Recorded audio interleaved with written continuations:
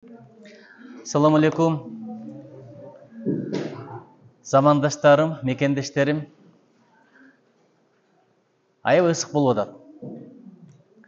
Бирок аз көрдүңүздөр, аалым келип аябай сонун сөздөрдү айтты. Илим алыш оңой эмес. Ушундай ысып аткан мезгилде ойлоп коюңуздар, Африкадагы университеттеги шамалдаткычы жоктор кантип билим алып атат. Мен жакында Арабияга барып келдим. Бахрейнге барып келдим. Банядагыдай ысык болчу, андай бизде шамал болуп аткан. Келип алып тоолорду көрүп, дарактарды көрүп, жел аргыны сезип туруп айттым, Кудайга шүгүр кыргыз болуп калганым. Болбосо биздин кирешебиз, улуттук дүң жыйымыз 8 миллиард болсо, 1,5 миллион эли бар, кеминден 4төн 1-нде эле мамлекет 38 миллиард байлыгы бар. Бирок ал байлык эмес экен, байлык ушул экен. Тоо, жаратылыш, салт сана, жеген тамактарыбыз, тамактары да башкача. Америкага баргандардан сурагылачы. Америкага баргандардан сурагыла, тамагын жей албай жаман болдук дейт. А бизде каласаң мунусу бар, каласаң анысы бар. Азыр нарындын төрк айылдарына барсаң да кыштын күнү жүзүм коет, банан коет. Апалардан сурагылачы, бананды биринчи жолу качан жеди экен? Аталардан сурагылачы, качан жеди экен? Ошон үчүн шүгүр айтканды үйрөнөлү. Адам ушундай экен. Өзүңдөгү жакшылыкты санап бүтө албайсың. Миллиард санап бүтөсүң, триллион санап бүтөсүң, бирок жакшылыкты санап бүтүш мүмкүн эмес. Көзүңдүн көргөнү канча? Чоң бакыт, бутуңдун басканы канча чоң бакыт. Быйыл лыжада тиземи кайрып алып, ошондо билдим, тиземе рахмат деп айтып жүрөм. Тизе биз ушундай көтөрүп жүрөт экен, ошону билбейт экенбиз. Качан тизеге залал келгенде түшүнөт экенбиз. Бир аз сабырлык коюңуздар. Атайын чакырыпсыздар, келдик. Кичинекей мектеп экен. Кеп көлөмдө эмес, кеп ичиндеги илимде, талим тарбияда. Мен аябай ыраазы болуп атам, анткени ушунча апа, ушунча ата келип атат. Демек балдарыңар жаман болбойт. Не себептен дегенде, азыр кымыз ичкен сезон. Көпчүлүгү бээ издейт экен, көк бээнин сүтүн ичем, жерде бээнин сүтүн ичем. Сен бээни издебе, чөптү изде. Кандай чөп жесе, ошондой сүтү чыгат. Ошон үчүн көдөө чөп жеген жерлердеги сүт өтө пайдалуу болот. Бирок чөп жакшы боло элек деп барып жесең, ичсең андан да жакшы экен. Эми чыккан мезгилде. Эмнеге билесиздерби? Анткени сөөктөн чыгат экен. Бара-бара чөпкө киргенден кийин чөптөн болуп калат экен. Ошон үчүн ар бирсинин учуру бар. Кара, кымыз ичкен сезондун өткөзүп ийсең, эмки жылга чейин күтүшүң керек. Ошол сыяктуу эле нерсе. Бирок бир нерсенин сезону жок, илим билимдин. Ала бериш керек, ала бериш керек, ала бериш керек. Байлыктын ашыкчасы адамга проблема. 3 нерсе менен эзилип каласың. Биринчи кантип? Канткенде ушуну азайтпайм деп тилек кыласың. Экинчи кантип көбөйтөм деп кыжылат болосуң. Үчүнчү ууру келбейби, кески келбейби, тоноп кетпейби, налоговый келбейби, ГКМБ келип баса калбайбы, ошону ойлоносуң. Талаада жүргөн мезгилде да оюңдо дүйнө боло берет. Ошон үчүн дүйнөнүн орду чөнтөктө, банктагы эсепте сенин жүрөгүңө кирбеш керек. Айтат, дүйнөгө кирсең кирсең дейт, кир дейт, бирок дүйнөнүн ичине киргизбе деп коет. Дүйнөнүн ичине кирсең кир, бирок дүйнөнүн ичине киргизбе деген сөз бар. Мен аз карап көрдүм, жаш балдар болгондо башка темада сүйлөйт элем, бирок көбүнчө ата-энелер экен. Эки аудитория болгондо бир теманы табыш аябай кыйын. Ал жакка да бул жакка да секирбей, мен эми анча-мынча билгендеримди айтып кетейин. Көп эле көрсөңүздөр керек. Машина менен баратасың, мына абалардан, агалардан сурагыла. Машина менен баратканда алдыдан уйлар чыгат го. Сигнал берсең тоготпойт, билесиңби? Аябай мындай шашпай өтөт го, эмне болуп атат дегендей. Койго кичине таасир этет. Азыр жылкыларга да жугуптур. Өзү малдан малга деле жугат экен. Чын, мурда жылкылар чуркап өтөт эле. Же машина көйгөндөнбү билбейм. Өзгөчө уйга баары бир да сигнал берип атасыңбы? Танка келсе деле баары болсо керек, ушундай өтөт. Анан ойлондум, эмне үчүн булар сигналды укпайт десе, көп уйда. Адам көп бирөөгө кайрылсаң, жамаатка кайрылсаң, мага эмес, бирөөгө айтып атат болуш керек деген сезим болот экен да. Азыр ошо уйлардан да өрнөк алалы. Ар бириңиздер бизге айтып атат дебеңиздер, мага айтып атат деңиздер. Мага айтып атат деген пикир менен уксаң, анча-мынча билгендерин кайталанса деле уга берсең, биринчи жолу уккандай, ошондо илим жугат экен. Бизде мындай да, мен укканмын, бүттү. Мен азыр келатып Абшүкүр ажыкен угуп келдим. Уккан эле сөздөр, кайра уксаң кайра мааниси чыга берет. Повторение, мать учения. Кыргыздар муну түз которуп коет го. Кайталоо окуунун апасы деп. Ошондой түз которуулардан тил бузулуп атат. Толук кандуу деген кыргыздын сөзүбү? Кыргыздын сөзү эмес бул. Полнокровныйды которуп койгонбуз бүт. Тамагың таттуу болсун, мындай тилиң бурулбайт да, болбой эле тамагың таттуу болсун. Приятного аппетита дегенди кеч эле үйрөнгөнбүз, кыргыз аш болсун деп айткан. Ошон үчүн Ар бириңиздер мага айтып атат десеңиздер, жакшыраак кабыл аласыздар. Бир сөз өмүрдү өзгөртүп коет. Бир сөз. Же бул жак өзгөртөт, же бул жак өзгөртөт. Ошон үчүн жакшы чөйрө өтө маанилүү. Чөйрө сенден сурап отурбайт. Өзгөртөйүнбү, өзгөртпөйүнбү деген чөйрө болбойт. Кошулдуң өзгөрөсүң. Себеби холодильникке ушуга суу куюп туруп, морозильникке салып койчу, муздаткычка. Эмне болот? Сурайбы холодильник? Тоңдурайбы же тоңдурбайбы деп?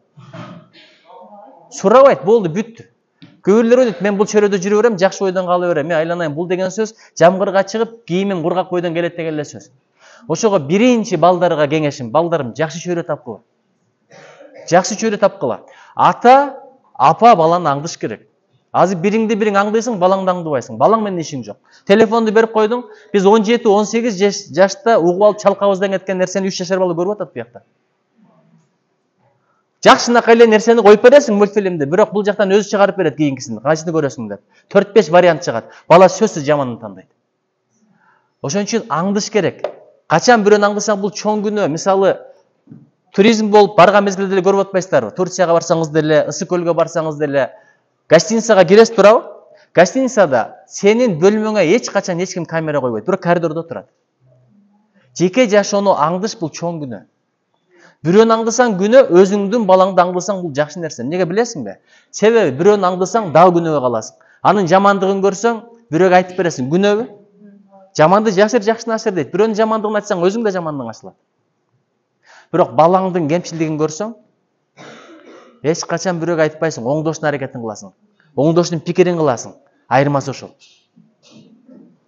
Мен бирдекени айтайын. Эң чоң бакыт, эң чоң байлык балаңа жакшы тарбия калтыруу. Балаңа миллиард, триллион калтыр, эгер балаң жаман чыгып калса, 1 жылда түгөтөт, анан кайыр сурап калат. Андайларды көрүп атабыз. Ишенесизби? Кече мен бир милиционер менен сүйлөштүм. Ушундай байлар келет дейт. Эми мингендери укмуш машина дейт. Катар-катар үйлөрү бар, чөнтөктөрүндө миллиондор жүргөн адамдар келип, баламды камап берчи деп суранат экен. Үйдөгүнү калтырган жок, тонуп атат, наркоман болуп кетти, камап берчи, ошакта балким оңолор деп суранат экен. Ошон үчүн эң чоң бакыт баланын жакшы чыгышы, эң жаман кырсык, эң жаман балекет баланын жаман чыкканы. Бала жаман чыгып калса, орго бир да бандит, бир да кылмышкер, бир да уруп, бир да алкаш анчалык кыйнабайт. Кудай ошондон сактасын. Бирок балаң кандай чыгат, өзүңдүн менетиңе жараша. Азыр балага убакыт бербей калдык. Балага убакыт бериш мындай бир жалка нерсе да. Балаң келип сураса дагы убакыт бербейсиң. Бар ары ойночу, көп дөөдүрөбөчү. Жаман көп сүйлөсүң да. Башымды оорутуп ийдиң. Деп туруп телефонду берип киргизип ийебиз. Бала сага ошондой жүрөгүн ачкан болот экен. Сен анын жүрөгүн жаптың, бүттү, экинчи эч качан ачылбайт экен. Кийин сага кучагын ачат, бирок жүрөгүн ачпайт ошол бала. Сенен түшүнүк таппагандан көчөгө чыкса, өзүнө окшогон дагы бир ата-энесинен кудуланып чыккан бирөөнү табат экен дагы, экөө балдырашып сүйлөшүп, бирине-бири жүрөгүн ачат экен. Ушундай, билесиңер го, бири менен бири ойноп жүрө берет. Кел, чай ич десең дагы сага караганда ошону артык көрөт. Неге? Анткени сен жүрөгүңдү ачкан эмессиң. Сага жүрөгүн ачып келгенде ошону кабыл алган эмессиң. Үстүнөн басынтып, кордоп, сүйлөп, болду, ошо бойдон жүрөгүн ачпайт, анан 25 чыкканда ошо достунан сурайсың, үйлөнөбү, үйлөнбөйбү? Айтпайт го деп. Өзүңдөн көр деген сөз бар. Жакшы кылсаң өзүңө, жаман кылсаң өзүңө, өйдө карап түкүрсөң кайра чөт көзүңө. Биринчи мен суранычым ошол. Биринчини мен айттым балдарыма, туурабы, жакшы чөйрө тапкыла деп. Экинчиси, балага убакыт бергиле, баладан кымбат эмне бар? Мына соткаң эмне? Соткаң жоголсо кайра табасың. Сынып калса кайра жаңысын аласың. Мунсуз деле жашоо өтө берет. Соткам жаман деп проблемага түшкөндөрдү мен көрө элекмин. Эч кызлат болбогула, бирок бала жаман чыгып калса балекет ошо. Кыргыз бекер айтпайт, сотка маселе бале болду деген сөз жок, бирок бала маселе бале болду деген сөз бар. Ошого замандаштарым, балдарга аябай көңүл бөлөлү. Балдарды аңдыш керек. Балдарды аңдыш керек. Бирөөнү аңдыган аябай жаман нерсе, бирок баланы аңдыган жакшы нерсе. Мен биринчи ушуну айткым келди. Анан бала тарбиялаганда сабыр аябай керек. Сабыр десе эле биз эмнени түшүнөбүз? Бир кырсык болсо, ошону көтөрүп коюшту сабыр дейбиз. Сабырдын дагы түшүнүгү бар. Эстеп калыңыздар. Сабырдын биринчи түшүнүгү, караң, береке болсун, төгүн чачым болсун. Биринчи пункт эстеп калыңыздар. Бир сыноо келгенде эң алгачкы мүнөттөрдө бул Алла Тааланын сыноосу. Бул жөн келген жок. Мен каалаган жокмун, бул каалаган жок, Алла Тааладан деп билсең ошол сабыр. Сен биринчи түшө калып разборканы кыласың, милицияга чаласың, досторуңду чакырасың, айтпаганды айтасың. Анан кийин 2 сааттан кийин сабыр ал сабыр эмес. Сабыр биринчи секунд тартаган нерсе. Күйөөң деле түшүнбөй келип капа кылып койсолор болбойбу? Эмне анттың, мынттың түшүндүргүчө болбойт. Түшүнгөндөн кийин дейт, бирок бир жүрөгүңдө муздап калды да. Ошон үчүн дароо баланы урушпагыла мына. Балдар деле дароо урушпагыла. Байкуштар деп калып кетет, болбой эле басынтып коесуң, урушуп коесуң, кордоп коесуң. Ичинде арман калып кетет. Атам мени түшүнгөн жок, сөзүмдү уккан да жок. Менин Нургыз деген карындашым бар, экөөбүз көп урушат элек. Атам разборка кылбай туруп ага болушат эле, кээде андан кетсе деле балам кызым кой деп койсо калат эле. Ушу азыркыга чейин ушул арманым бар. Ошон үчүн бирөө дейт эшиктен кирип келип, көзү оюлу келип туруп, тигил көзүмдү оюп койду жазала десе, дароо жазалаба дейт. Дароо эле ишенбе, сен биринчи тиги менен сүйлөш дейт. Балким бул анын эки көзүн оюп келгендир дейт. Ошон үчүн баланы уга билгиле, бирөө айыптап келсе эле уруп өлтүрөм деп мойнуңду жулам дей бербегиле, бир сөзүн угуп койгула. Ар жактын да сөзүн угуп койгула. Бул соттун милдети бар го, ал оңой эле нерсе. Баланын тагдырына карата бир адилеттүү чечим кабыл алыш бул өтө маанилүү нерсе. Сабырдын биринчи пункту ошол. Экинчи пункту бир жакшылык ишти аягына чыгарганга да сабыр керек. Мына. Ысыкта отурасыңар, аягына чыгарып коелу деп. Сабырбы? Сабыр керек. Балдарым, тил үйрөнүп атасыңар. Аягына чыгарганга сабыр керек. Үй салып атасың, аягына чыгарганга сабыр керек. Сабыр дегенин жакшы эле да мааниси бар. Анан кырсык болгондо эле көтөрүп коюш сабыр эмес. Үчүнчү нерсеси бар. Үчүнчү нерсеси мен кийинчерээк айтайын. Эми кийинкиси. Азыр бир заман өзгөрдү. Зулумдук деген эмне билесиздерби? Зулумдук деген сөгүп койгон, уруп койгон, албетте зулумдук. Бийликтен пайдаланып койгон, бирөөнү жерин алып алган, байлыгын алып алган, акысына киргендин баардыгы зулумдук. Бирок зулумдук дегенди эстеп калыңыздар. Бир нерсени өз ордунда колдонбосоң, ошол зулумдук. Жөнөкөй эле мисал менен айтайын. Эгерде байпагыңды башыңа кийсең, бул зулумдук.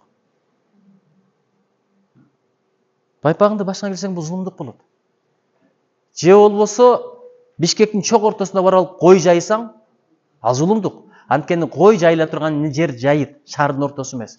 Азыр ошондой заман келди. Ар нерсе ордунда болбой калды. Мурда ата менен эненин каалоосу менен жашайт элек, азыр балдардын каалоосу менен жашап калдыңар. Мурда ата энени угат элек, алар бизге авторитет эле. Эмне себептен дегенде сотка жок болчу, сериал жок болчу. Тууган отуруш, бажы отуруш, абысын отуруш, классташ отуруш, курсташ отуруш дегендер жок болчу. Билесиздерби, Бишкекке барыш канча проблема эле бул жерден. Азыр ар бир үйдө 2 машина бар. Бир шаарга барганда жатып келет элеңер, туурабы? Азыр түнүң бар, түнүң келип атасың. Намазды каза кылгандар толтура, баласынын ата-энелер чогулушун каза кылгандар толтура, бирок тойду эч ким каза кылбайт. Ошон үчүн баланын алдында кадырың жок. Алла Таалага баш ийсең, Алла Таала аялыңды баш идирип берет экен, балдарыңды баш идирип берет экен. Өзүңдүн жүргөнүң башкача, эми кечирип коюң, бирөө жалжаңдап жүрөт, бирөө талтаңдап жүрөт, бирөө адеп акылакты унутуп калган, ыйманды унутуп калган, анан кантип балаңа сөзүң өтүмдүү болсун? Биздин чоң аталар мына деткенде тизилип калат эле. Азыр балаң тизилбейт, балаң көзүн карап туруп сен иш кыласың. Ата-эненин ырайынын кайлашчы элек, азыр балдардын көзүн көңүлүн карап калдык. Азыр мугалим чакырса же милиция чакырса билбейт, атасы менен сүйлөшөм же баласы менен сүйлөшөм. Атасы менен сүйлөсө антип атпайбы, мынтип атпайбы, укпай атпайбы. Анан мынтсе мен антем деп атат, мынтем деп атат. Анда кете бер балаң менен сүйлөш. Ошон үчүн өзүңдүн милдетиңди билбесең, кадырың дагы болбойт. Өзүңдүн ордуңду бил деген бул бирөөнү кордош эмес, ордуңду бил деп. Өзүңдүн ордуңду билген жакшы нерсе. Мен деле депутат кадыр ордумду билем. Ордумду билем. Ошон үчүн улуга урмат, кичиге ызат. Көпчүлүк айтат, катуураак сүйлөбөйсүңбү, урушпайсыңбы? Айланайын, мен уруша турган министрдин дагы атасы менен апасы телевизордон көрүп атат. Аялы көрүп атат, анын жүрөгүн ортуп эмне кылам? Элдин алдында анын кадырын түшүрүп, кантип өзүмдүн кадырымды көтөрөм? Катуу айтты, жайлады, өлтүрдү, молодец экен дегендери да калтыргыла дем. Ошону көрүп алып, анан депутаттар жөн эле кыйкыра берет. Кантип унутмак болот? Тигинин жүрөгүндө калып калды да. Мен дагы тигил жакта отурганмын, өкмөт мүчөсү болуп. Өздөрү билбей эле депутаттар кыйкыра берсе жаман жинин келет дени. Биринчи билип албайбы деп. Ичиңден сөгүнөсүң. Бирок сыртыңдан түшүнөбүз, аракет кылабыз, кат жүзүндө жооп беребиз. Туура айтып атасыз дейсиң. Эмне урушканы келесиңби сен? Маселе чечкенге барасың ал жака. Ошон үчүн менден өткөндө бир жерде ачууланып сүйлөп аябай арман кылдым. Ушу менден күтпөй эле койгулачы, катуу сүйлөгүлө, бурчка такка айланайын мындай кыргыйдай тий деп мага айтышат. Колдон келет ал, бирок эмне кылам? Кайтар дүнүйө эртең бирсү күнү мага да ошондой мамиле болот. Мага катуу тийгенде. Мен министрдің орын басары қатары барғанда мага каты тийгендерди көрүп аялым аябай капа болот эле. Апам алигиче кечире албайт ошолорду. Кайненемдин камбасым көтөрүлүп кетет болчу. Эмне кылам бирөөнүн убалына калып. Ушундай айткың келсе, бирме бир айт, сөз бар эле жүр. Ошол жакшы, элдин көзүнчө кадырын түшүргөндү эмне мынча жакшы көрөбүз? Ушуну колдогон өзүбүздө болуп атпайбызбы? Элдин журттун пикири, ой, молодец, ушундай сүйлөсө, ушундай талкаласа. А тил менен сүйлөп койсоң эле кылыш кыйын. Азыр министрликтерди сындап атабыз, же тыйыны жок. А биз болсо клубду сал, мектепти оңдо, жок болсо эмне кылсын? Күмүр айтмакчы, чокусун берсинби? Өткөндө айтты го, эмне өлүп алайынбы деп, туура эле айтты. Кийинкиси. Билесиздерби? Балдарга убакыт бербейбиз. Физикадан сабак бергендер барбы? Кол көтөрүп коюңуздарчы. Тартынбаңыздар, эжеке, мен суроо бербейм. Тартып айтып бериңиздер. Сыйымдуулук деген түшүнүк барбы? Физикада. Мисалы, суунун сыйымдуулугу укмуш болот, туурабы? Эмне үчүн деңиздин, океандын жээгиндеги өлкөлөрдө кышы жылуу, жайы салкын десе, көрсө деңиз аябай жылуулукту сиңирип алат экен да. Аябай батырат экен, резерв кылып туруп, кыштын күнү кайра чыгарып берет экен. Ошон үчүн кыштын күнү мейлим болот экен. Ошол сыяктуу бала да ошондой. Балага эмнени берсең, ошол нерсе кайтат. Бербесең таш палекет да жок. Баланы тарбиялаштын эң сонун жолу, мен мурда антпе, мынтпе, сөгүнбө, какырба, түкүрбө, эң сонун жолу ушул экен. Өзүңдү тарбияла. Себеби бала укканын эмес, көргөнүн кылат экен. Болгону сөз чакырат, үлгү эрситет деген сөз бар. Караңыздарчы. А биз болсо, балам калп айтпа, жалган сүйлөбө деп атасың, бирөө телефон чалса, мен жок деп коюш деп атасың. Кантип баланы тарбиялайсың? Кошунаңды жамандап атасың балаңа. Даражаң түшүп кете берет. Кайныңды жамандап атасың, даражаң түшүп кете берет балана. Бала айтпайт, апа, даражаң түшүп кетти дебейт. Сага болгон ишеничи жоголот. Кадимкидей түшөт экен, кыйбаттан ушактан кийинки даража кайра көтөрүлбөйт экен.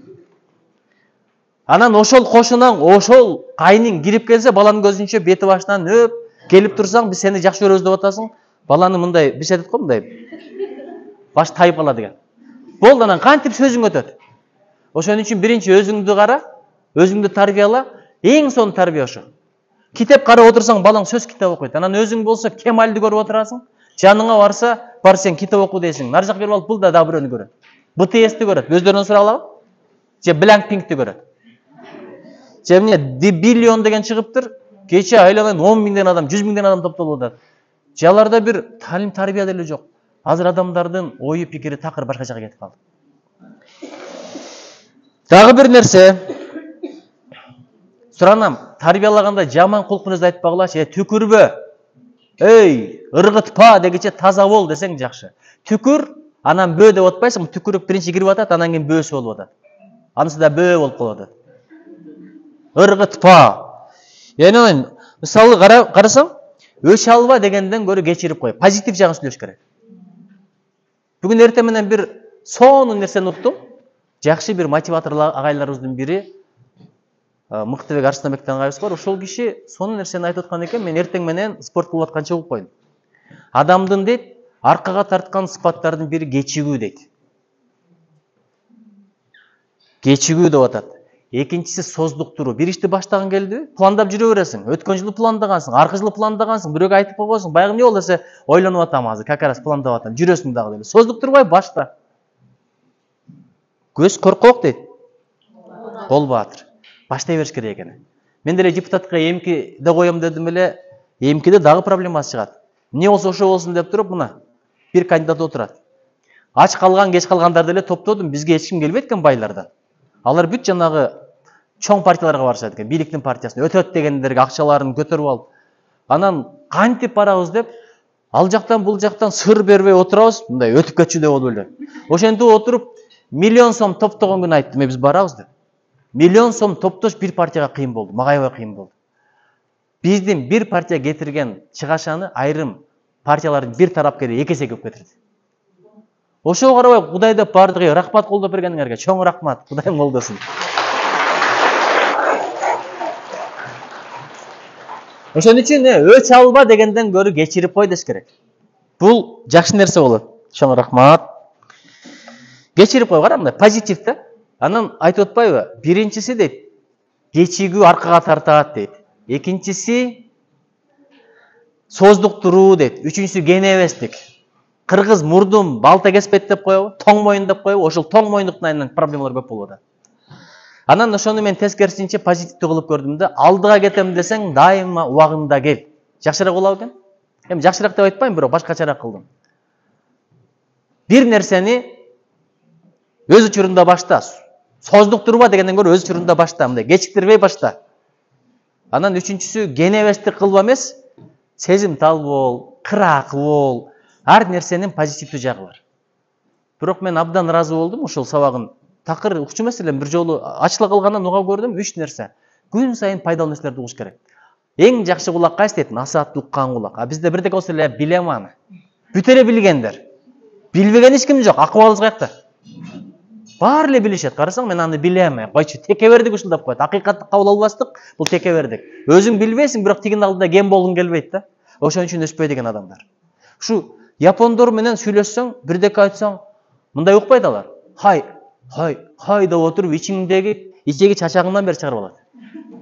Ошолордун керектерин алат, пайдаланат, ошо үчүн өнүгүп атат. А бизде бечара бирөө келип туруп, менин бир 3 жашар балам бар да, аябай акылдуу чыкты, эмелет, китеп окуйт, индиго деп коет экен, тил үйрөнүп атат десе, биздикилер ай деп туруп сурабайт да, дагы эмне кылдың эле, кандай тарбия бердиң деп сурабайт. Кое турсаң, мен балам айтып берейинби дейт. Мен бир таякемдин баласы бар да, кошунамдын баласы бар да, бизде только сүйлөп калайын деген эле экенбиз. Ошол эле мезгилде айтты эле го, азаматтын жакшысы азыраак сүйлөп көп тыңдайт, аргымактын жакшысы дейт, азыраак оттоп көп жуушайт дейт. Ушу укканды билели да. Өзгөчө агайлар, күйөөлөр укканды билиш керек. Аялдар сүйлөнсө, урушса, ошону укпай тополоң кылып жүрөбүз. Сага кыйкырбай кимге кыйкырат? Кайнесине кыйкырабы, же кайнатасына кыйкырабы? Булар дагы чыгарып туруш керек да. Эрккө беркелебе мага. Кимге эркелейт? Кошунаң эркелесиңби? Гүл бербейсиң деп таарынат. Анда ким? Кайнаган келип гүл береби? Ойлонойн, сенсиң да, сенден башка кимиси бар? Көз ачып көргөнү. Эркелесе сага эркелет, кыйкырса сага кыйкырат. Кыйкырбагай жашап көрсүнчү, андай жашоо кызык болбой калат, сени көргүлө. Сен айткандай, анда робот менен жашаш керек анда. Келсе көзүңгө карап, чайыңы берип, тамагыңды бышырып, андан кийин каяша да айтпай, сөз да айтпай, оозуңу жап дегенде жаап калып, аш дегенде ачып, эмне деген кызык эмес ал. Ал кукла болуп калып атпайбы? Ошон үчүн мындай барды, Кудайга шүгүр. Ушуну менен жашоо кызык. Казан аяк кагышпай жашап атабыз. Кантип кагышпай жашайсың? Казан аяк кагышпаса тамак бышпайт да. Булардын бардыгы эле ушинтип жүрө берсе биз оңолбойбуз, бирок өтө деле катуу кетпеңиздер албетте. Эркектери бир бечара болот, чын айтканда. Эркектер деле чын айтканда бечара эле болот. Кичине аяп коюңуздар, түшүнүп коюңуздар. Сен жакшы, анан кеткенден кийин сенден көрө ит жакшы деп жашай бериш керек. Анан балага эң жакшы тарбия, мына балдардан сурагыла. Балага эң жакшы тарбия бул андай бол, мындай бол эмес. Балага эң жакшы тарбия аял менен күйөөнүн ортосундагы мухаббат экен. Чындап тилек кылыңыздар, Алла Таала, сүйсөм аялымды сүйөйүн. Көзүмө күйөөмдү дагы да жакшы көрсөтчү, мындай кемчиликтерин көрсөтпөй эле койчу. Несі болса деле көзүмө жакшы көрүнө берсин. Ортобузга мейир мухаббат бер. Бирок биринчи орунда дайыма жаратканды сүйүш керек. Анткени жараткан кызганчаак болот экен. Кимди андан көп сүйсөң, ошондон проблема келе берет. Азыр баланын көзүн карап, балам, проблемалар балдардан келип атат. Анан сенсиз жашай албайм деген сөздү айтсаң, анан конечно билгенин кылат да. Мен сенсиз жашай албайм. Эми айтыш керек, бирок бирөө айткан экен. Ушунча кыздан сени тандагамын десе, аял киши башка үйлөнөт экен да. Ал кайсы кыздар деп коет эмиш. Мен сени өлгөнчө сүйөм десе, капыр өлгөндөн кийин кимди сүйөсүң деп коет дейт. Ушундай көзүң карап турса, ушундай мындай жакшы көрүп көзүң карап, балбылдап карап турса, чото бирөөгө окшоштуруп атасың деп коет экен. Башкача да, такыр башкача. Биз ошого эле кыжыңдай беребиз, аялдай ойлонот. А биз эмнеге бизде ойлонбойт, түшүнбөйт дей беребиз. Баладай аял ойлонот экен. Анан аябай кашың карылгаштын канатындай, оозуң оймоктой, мурдуң комуздай, мен сени жакшы көрөм десе, чото тилиң сайрат, бирөөлөргө айтып жүрүп көнгөн окшойсуң. Дейт экен да. Ошон үчүн ушунун баарын көтөрсөк, андан кийин жакшы жашоо болот экен. Ошону менен жашоо кызык. Чыгарманы ушулар менен кошуп жазсаң, адам окуйт. Сөздү ушулар менен кошуп айтсаң, адамга угумдуу болот. Анан бардыгы эле идеалдуу боло берсе, идеалдуу качан болот? Бейиште болот. Ошон үчүн түз жүр, такыла бол, бирөөгө зыян тийбесин. Анан бир эч качан адамдарды уруштурбай турган сөз айтып берейинби? Бир сөз бар. Эчтеке эмес деген. Кыйкырасыңбы, бызылдайсыңбы, өкүрөсүң, бакырасың, болор иш болду. Эчтеке эмес дегенди үйрөнүп алгыла. Эчтеке эмес. Айта берсең дейт, бет катат, ура берсең эт катат деп коет. Бызылдай берсең, уруша берсең, бүгүн коркот, эртең уялат, аркы күнү баягынын таягы. Күчүгүрүп атканда тогот өтүп кетесиң, ошондой көрүп калат экен. Ошон үчүн аз-аздан мындай урушуңуздар да. Эчтеке эмес деп койсоң, байкуш коркуп аткан бала деле кичине сүйүнүп калат, келин деле сүйүнүп калат. Ал атайын кылган жок да, бир идишти сындырып алды, келип алып разборка кылып атасың. Идиш жуу, өзүң барып алып жуган. Мен деле Японияда идиш жууп иштегенмин. Көрдүңөр беле? Салам Нью-Йорк деген кинону. Кудум ошондой болгон. Ошон үчүн кылып аткан үчүн болду да, туурабы? Кылбаса кемчилдик этмек эмес. Бул болсо суудан ичип, бутты асып коюп, семечка чагып, сериал көрүп жата бергиле. Ошондо эч качан кемчилдик кетирбейсиңер. Кылып атып бир ката кетирсем, эмне кылбайсың? Муну эмне мынтип коюпсуң, антип коюпсуң? Ошон үчүн бечара келиндер бирөөнүн үйүнө барганда өзүңөр башыңардан өткөн жаганбы, жакпаймбы, батамбы, батпаймбы деп кыжылат болуп келет. Башталышында ушундай кызыңдай кабыл алып койсоң, жүрөгүндө калат экен ошол. Кийин сен карыганда ошол нерсе чыгат экен. Анан эзе берсең, карыганда кызматын кылат, бирок не от души да качан өлөт экен деп кызмат кылат экен. Жакындап калды эм кичине. Батасын алып кайын эм, жаман кетип калбасын эм. Бирок тездеп келсе жакшы болот эле деп эле кылат экен, чын айтайын. Экинчиси, бизде бир аябай бир орой сөз бар да. Ошо орой сөздү айтыш бул кылмыш. Кайсы сөз айтып берейинби? Рахмат деген сөз. Мындай рахмат дегенди айтсаң сага штраф салчудай да. Рахмат деп коюш кыйын. Бечара аялдар рахмат деле күтөт көп учурда. Жок, тамак жасап берсе жөн жебейсиң да, анда кабак кашты түйгөн бойдон эң аягында барып туруп, неме, күрүчү тирик болуп калыптыр дейсиң. Эми сыртынан болосун ичин айтат да, тешип чык, баланы жеп кал дейт, туурабы? Рахмат. Ошол эле тамакты бир сулуу официант алып келип берсе, рахмат чоң кыз деп сөз айтасың. Акчасын да төлөп кетесиң. Өмүр бою бекер официант турат. Американкага же немкага үйлөнгөндө көрөт элем. Алар айтмак, бүгүн мен жасадым, эртеге сен жасайсың. Биринчи баланы төрөгөндө мен декретке чыктым, эми төрөп берем, сен багасың, сен чыгасың деді. А биздикилер бечара кошунага да кызмат кылат, сага да, кайната, кайнене, кайнеже дагы деле кадыр билбейт абыз. Менин кадырын билбесең, Алла Таала ошонун нематын алып коет. Ошого бүгүн барып туруп өзгөчө кап эркектер көп келсе жакшы болмок экен. Укпагандар уккандарга айткыла, эми аялдар айтса айтат эми, ошону угуп келип алып сен айтып атасың. Бириңе бириң айткыла эркектер, ушундай деди. Бирок эркектердин бир жаман жери угуп эле унчукпай кетип калышат да. Аялдардын жакшы жери ушул, сөз айтып берет. Мындай дебеди, андай дебеди. Ошон үчүн аялга айткан нерсе таркайт экен. Жаман нерсе таркап кетет экен, жакшы нерсе таркап кетет экен. Эркек сабырдуу болот. Мисалы айтайын, аксакал эртеге саар мен сизге бир сөз айтам деп кетсем, аксакал бүтөт. Аялга айтып көрөйүнбү? Эртеге саар бирдеке айтам десем, болду кыжалат ошодон баштап. Өзгөчө күйөөсү айтып койсо, бүгүн эмес, эртеге саар айтам деп уктап көрчү, уктабайсың. Түн ортосунда ойготот. Эмнени айтам дедиң? Унчукпай койсоң, ушундай кыжалат, жине болошто торнот. Баягы актрисалык жөнөмдөр бар неме кылат да, мага эмне жашырып калдыңбы? Төшүнө бирдеке болгонсуң, экисин алып алгансың деп баштайт. Ошон үчүн ушундай бир кызык жашоо. Ошон үчүн Алла Таала түгөй кылган. Жалгыздык бир гана жаратканга жарашат. Калганы бүт түгөй менен. Агарып көгөрөсүңбү? Ушу никенин кадырын билеличи. Нике ушунчалык бакыттуу нерсе. Биз колдо барда билбейбиз. Ажырашам, болду, талак тиги бу. Анан кайра ажырашып кеткенден кийин бул көзүңө периште көрүнүп калат, бул көзүңө принц көрүнүп калат. Шайтан максатына жетти, кетип калды, сен чындыкты эми көрдүң. Ошого айтат го, үйлөнөрдө көздү чоң ач дагы, жакшылап карап кой, үйлөнгөндөн көздү жумуп жаша, кемчиликтерин карабай. А бизде тескерисинче.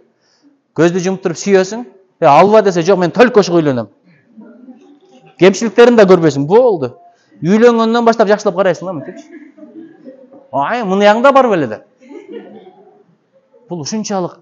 Ошон үчүн кимге бер дегенде такыбага бер, Кудайдан коркконго бер дейт. Эгерде сүйүп калса аябай жакшы жашоо болот, кокус жактырбаса деле жараткандан коркуп зулумдук кылбайт деп коет. Ошого нике деген ушунчалык бактылуу нерсе. Элестетип көр, никедеги бар нерсени Дубайга барып таба албайсың ал нерсе. Жылына 2 жолу Дубайга бир жалгыз бой барып, анан жип менен сүрөткө түшүп, фонтандардын алдында, небас көрөктүн алдында сүрөткө түшүп чыгарып койсо, мына бакыт деп атасыңар, ал бакыт эмес. Сапардын сапардай түйшүгү бар. Яйланайын, бириңе бириң кам көрсөң кандай бакыт, тамак жасап берсе кандай бакыт, ошону мактап жесе кандай бакыт, жүрчү байбичем деп барып базардан бирдеке алып берип берсе кандай бакыт. Жакшылыкты бөлүшсөң, күйөөң менен 2 эсе көбөйөт, байкагын? Жакшы кабарды айтсаң. Жаман оордук келгенде бөлүшсөң, жеңилдейт. Адам ушунчалык кыйналганда, ушунчалык стресс болгондо кучактагысы келет экен бирөөнү. Ким көчөгө чыгып бирөөнү кучактайсың? Жөн эле кучактап турсаң деле, эми жакыныңбы, бир балаңбы, эң жакшы вариант ошо никедегиңди кучактаган жакшы болот. Элестетип көр. Балалуу болдуң. Балалуу болдуң, кандай вакыт, неберелүү болдуң, кандай вакыт, тойдо экөөң катар турасың, кандай вакыт, болбой эле жок. Түкүнчө Москвага кетиптир, жыргап атат эле, жыргаган жок. Ал сага жыргап атат, барганда көрөсүң жыргабаган. Ошон үчүн бирөө айткан экен, ден соолугум экөөбүз кыйналып акча таптык дейт, азыр акчам экөөбүз ден соолук издеп жүрөбүз дейт. Бар болуңуздарчы. Мындай күлүп жашаңыздар. Мен силерден суранам. Позитив. Адамдын жакшы жагын көрүңүздөр. Эмнени издесең ошону табасың. Ушу менен бүтүрөйүн. Японияда жүргөндө ким японкага үйлөнсө, бардыгы армандады. Себеби япондор эч кимге окшошпойду. Мындай биздин аялдарга айтып көрчү, сен жадырап турасың, жылдызымсың, айымсың, өңүң ушундай бир жакшынакай, сен бир нурумсуң десең, биздикилерден жыргап угат го. А японкалар мындай угуп туруп, что-то не то дейт да. Аларга мындай комплимент мындай айтыш керек экен. Неме, прическаңды өзгөртүп алдыңбы деп койсоң, ошо комплимент экен. Ошо өзүмө жакпайт атса, жакшы экен деп койсоң, о, ошондой. А бизде түз айтканды деле кабыл алат да. Алар алып комплимент этсе, аны түшүнбөйт. Кечинде келсе бир назданып тосуп албайт. Бүт арманда көрсө, бала кезинде японкаларды ата энелер өппөйт экен. Ошон үчүн мээрими жок шоңойт экен. А бизде бирөөнүн баласын эле баса каласың го. Байкуштар бетке коюп калат жаш балдар, беттери жарылып, иштери жарылып. Ошого анан бир гана канадалык түрк жигит бар экен. Ага да айт. Японкага үйлөнгөндөр мен кетип атсаң эле арыздана берет. Мындай, андай, буларга жолобош керек. Андай мен бойдок болчумун. Японкага үйлөнсөмбү деп ойлогом мен делечи. Эми 2 жыл жүрө беремби, андан көрү бала баккара болоюн, убакыт өтүп атат. Бул деле көнүп кетер Кыргызстанга. Бар айтат, жок, стресс болосуң, стресс болосуң. Коного чакырат японкалар. Канча адам келет? 5 адам келет. Анан күтүп атканда 6 адам келсе, 5-10 келем дедиңер го деп койт, бүттү. Сен келем деген жок элең го деп койт, анан кете бересиң. Сенин көз алдыңда конокто жүрсөң баарын жыйнай берет. Сен бир мындай өзүңү мал сезип каласың да. Булгап атканчы жанагы, кыгын төшөп аткан. Ошондой болушат да. Анан кыргыз бала үйлөнүп алып урушуп кетти японка менен. Не болду десем, ваннадан чыгып келатып дейт. Тапочканы мындай чечип чыгып кетсем, чакырып келип, ошону бияка бурдуруп койду дейт. Неге дегенде, айланайын, сенден кирген киши аркасы менен кирбейт. Алды менен кирет. Анан сөзсүз бурулуп кийбей, дароо кийип кетиш керек. Ошого чыдайбызбы биз? А биздикилер бакшы өзү түздөп, өзү ыргытып коюп кетип атасың. Өзүнө кылдырып коюш керек да. Ошондон кийин экинчи кайтылбайт. Ошон үчүн нике ушунчалык бакыт нерсе, анын кадырын билбейбиз. Качан адам колунан чыгарганын кадырын билет. Ошон үчүн тияк бияка барып, Америкага барып, жыргап жүрөм деген сүрөттөрдү көрүп алып эле, ушул жашоо экен дебеңиздер.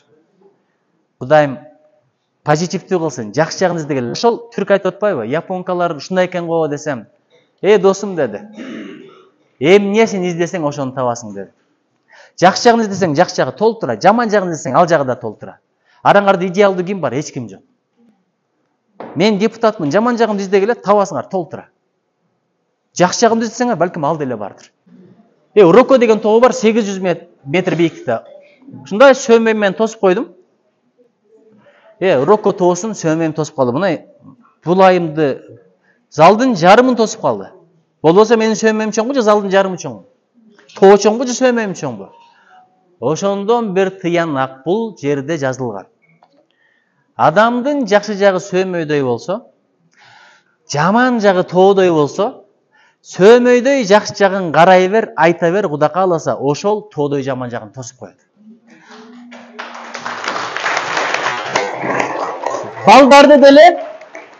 Балдарды деле. Валейкум ассалам. Балдарды деле жакшы жагын айта бер. Жакшы жагын анан эң жаман нерсе айтып берейинби? Бирөө менен бирөөнү салыштырбагыла. Кимге жагат? Эленайын сага деле күйөөң келип алып туруп, түкүнчөнүн аялы жаман сонун экен десинчи, эмне болот экен? Сен ага жетпейсиң. А сен барып алып туруп айтып атасың, Асандын баласын кара, Үсөндүн баласын кара, элдин балдары. Жаман катуу тиет ушул нерсечи. Же күйөөңө же аял келип аласыңчы, жана кошуна сонун жигит деген күнү болду. Мамиле бузулат. Ошон үчүн баланы салыштырсаң өзү менен өзүн салыштыр. Кече мындай элең, бүгүн дагы жакшы болуп калсың. Эртеге мындан да жакшы болот. салыштырса, анча мынча айтып койсоң болот, эми кече мындай эле ғой, ошону эле кайталап койсуң, бүгүн мынтип койсуң го десең болот. Анан ал мындай, бул мындай. Балаң 6 жашар болсо, атты бербейсиң, жыгылып каласың деп, туурабы? Бирок кошунаңдын баласына бересиң ошо атты. Ошон үчүн балага ишенгиле. Айткыла, сенден чыгат Кудай кааласа, азаматым, баатырым, менин апам дух берет эле. Атам сынды айтып болчу. Бизде экөө тең кошулуп атат го, бирөө урушса экинчиси кошулуп алып туурайм. Өлтүрүп коембу деп. Бириң Гитлер болсоң, биринкисине пасанчы болуп тургула, Черчилль болуп. Ошого Кудайым, балдар кандай болсо келечек ошондой болот. Балдарга көңүл бөлөлү. Балдарчалык маанилүү эчтеке жок. Кийин ыратын көрөсүң. Анткени жерге тикене эгип коюп сен алма күтпө да. Алма эксең алма чыгат. Жерге сен алабат эгип коюп помидор күтпө. Эмнени эксең баладан ошо чыгат. Ошон үчүн позитивдүүлүккө бололу. Тилибизден жакшы сөз чыксын, ынтымак сөз чыксын. Көзүбүз менен жакшылыкты көрөлү, кулак менен жакшылыкты угалы. Жамандыкка мындай клапандарды жаап тосуп коелу. Кыргыз бекер айтпайт, жамандыкты көргөн жерде көмүп кой, уккан жерде унут. Биз сөзсүз жөнөйбүз да мындай. Ошон үчүн мен мындай машина айдап баратып, кээде линиядан өтүп кеткенде чында ойлоном, мен видеого чыгып калбаса экен депчи. Ачууланып бир сүйлөбөгөндө ошол нерсе чыгып калбаса экен деп ойлоном. Классташ кээде курсташ кыздар жолугуп калса, учурашып алып ойлоном, дагы чыгарып алып не дешер экен, Кудай сактасын деп. Ошого Кудайым жар болсун, бар болуңуздар. Эми бүгүн жума намазы экен. Экинчи даражаңыздар бийик болсун. Чоң рахмат.